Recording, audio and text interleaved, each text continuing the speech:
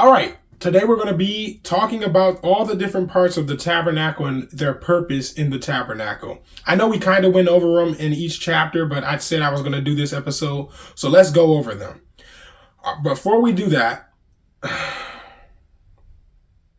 all right, let's go over all the parts of the tabernacle and what they mean. I said we were going to go over them, so we're going to go over them right now. It's not too many different parts of the tabernacle to go over. We've already had a few descriptions of everything. We know what they're supposed to look like, and we've already conversated about them a little bit. So we're just going to go over it a little bit.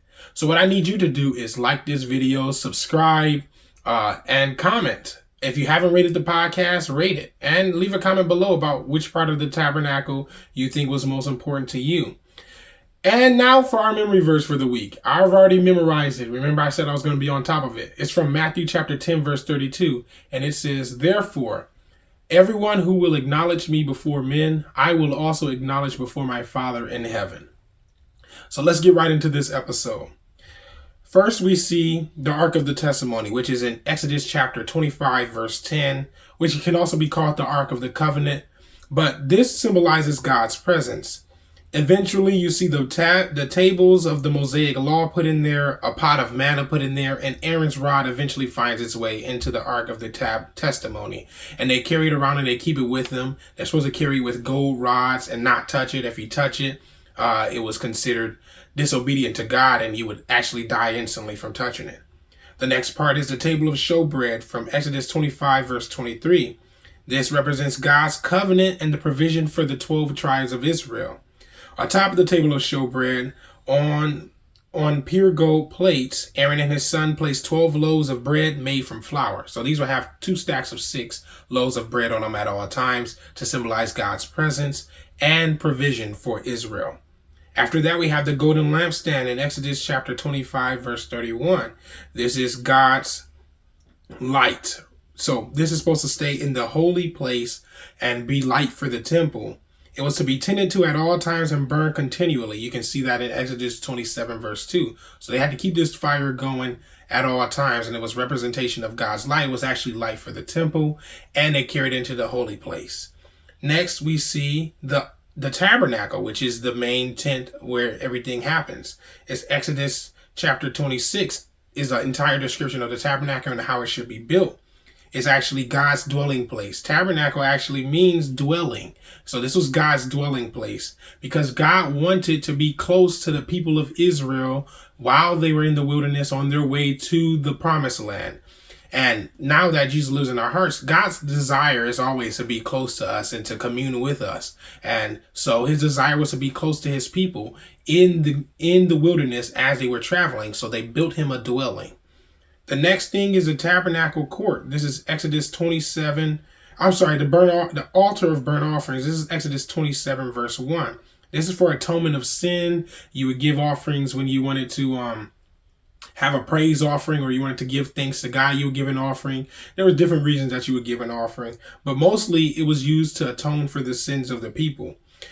To God in the courtyard, you would sacrifice an unblemished lamb or goat to atone for the sins that you have committed. Now we have the ultimate sacrifice, which is Jesus who died for us. That was his sacrifice for us, dying for us so that our atonement can be paid for by his blood.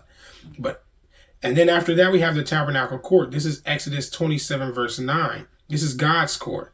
This was the entrance to the tabernacle. As King David says in Psalm 100, he says, "I will enter his gates with thanksgiving in my heart. I will enter his courts with praise." He was referring to the tabernacle courts when he wrote this, because before Solomon is the one who builds a temple. David gathers all the gold for the temple. He had the desire to build the temple, but God told him that his son would do it. But that's when he wrote. Well, he wrote this psalm. "I will enter his courts with praise." The linen ephod. These were the priestly. You see this in Exodus 28, verse 5. These are the priestly garments to separate the priests from the people. These were used in the tabernacle when in service to the Lord. The Levites were the priests. Aaron's sons were the priests. They're supposed to wear these priestly garments at all times. And that's how you recognize them anywhere they went as priests. Next, the breastplate. This was Exodus 28, verse 15. It was a memorial before the Lord. Aaron would wear the breastplate with the 12 stones of the names of Israel's sons into the holy place of the tabernacle as a reminder to the Lord, or remembrance to the Lord. Now, remember, God doesn't forget, but we oftentimes remind God of the words that he said, not as a, hey, God, you forgot this, but, just to have it in our remembrance. The next part is the altar of incense. We see this in Exodus 30, verse 1. We talked about it last week. The difference between incense that is used for heavenly reasons as a fragrance of the Lord versus incense used by secular witchcraft, which is fragrance to call upon different deities and things of that sort. The fragrance didn't have that power to call upon anything. These were prayers to the Lord. The altar of incense can symbolize prayers. The prayers of Israel prayed to the Lord. You can also see Psalm 141 verse 2, which says something of the sorts of, let my prayers be a sweet incense unto you. Another Psalm of David, actually. I believe. If I'm wrong, let me know. Next is the bronze lavalier. It's in Exodus chapter 30 verse 17. This was water for washing. For the bronze lavalier was for Aaron and his sons, the priest, to wash their hands and feet before they entered the tabernacle. This is to make sure that they were clean, their hands and feet were clean, and they weren't entering the tabernacle with any dirt or anything. A, and B, to make sure they were clean before the Lord, and when they were entering the tabernacle, that they weren't unclean.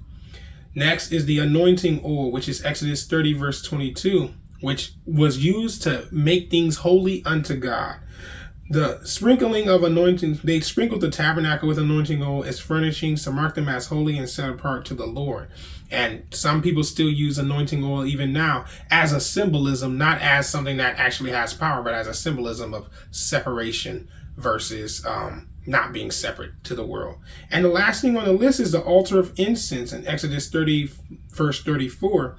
It's the smell of the altar. The incense, which is the smell of the altar of incense, the smell that was around the tabernacle. This was the incense in Exodus 30 verse 34. This was the smell that they used.